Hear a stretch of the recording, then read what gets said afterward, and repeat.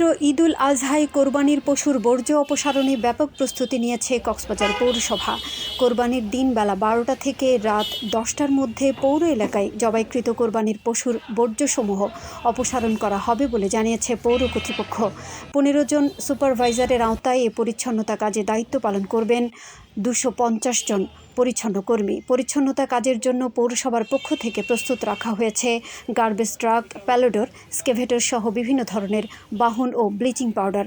কক্সবাজার পৌরসভার কনজারভেন্সি পরিদর্শক কবির হোসেন জানান, পৌর এলাকার পশু জবাইয়ের স্থান বা কেন্দ্র সমূহে বর্জ্য সংরক্ষণ করে রাখার জন্য পর্যাপ্ত পরিমাণ বড় পলিব্যাগ সরবরাহ করা হবে। প্রথম দিনেই কোরবানির পশুর বর্জ্য প্রায় 90% অপসারণ করা হবে।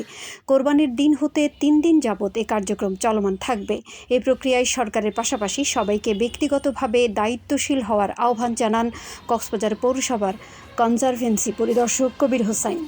পরিষ্কার পরিচ্ছন্নতা হচ্ছে ইমানের অঙ্গ। এটা আমাদের ধর্মীয় দৃষ্টিকোণ থেকে আমাদের নৈতিক দায়িত্ব নিজের ময়লা নিজে পরিষ্কার রাখা। কুরবানির পশুর বর্জ্য আলাদা একটি বর্জ্য, সেগুলি রাস্তাঘাটে থাকলে দুর্গন্ধ সৃষ্টি হয়। সেজন্য আমি বলবো আমাদের প্রশাসক এবং প্রধান নির্বাহী কর্মকর্তা স্যারের নির্দেশে বলবো সবাইকে নিজেদের ময়লা নিজেরাই পরিষ্কার রাখি। আমাদের শহর আমরা নিজেরাই পরিষ্কার রাখি। আমাদের প্রস্তুতি হচ্ছে মূলত আমাদের প্রায় 250 থেকে 300 পরিমাণ কর্মীরা কাজ করবেন মাঠে। 8 ঘন্টার মধ্যে আমাদের মাননীয় জেলা প্রশাসক মধ্যে আমাদেরকে সময় বেঁধে দিয়েছেন।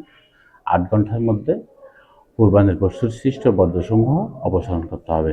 দুপুর 12টা থেকে রাত 10টার মধ্যে 8টি ডাম্পার, 4টি এক্সকাভেটর, 3টে ফানির গাড়ি আমাদের কর্মচারীদেরকে নিয়ে বিরাট একটা পরিষ্কার পরিচ্ছন্নতার কার্যক্রম চলমান থাকবে। ইনশাআল্লাহ আমরা চেষ্টা করব 8 ঘন্টার মধ্যে ময়লা আবর্জনাগুলি পরিষ্কার করে ফেলা।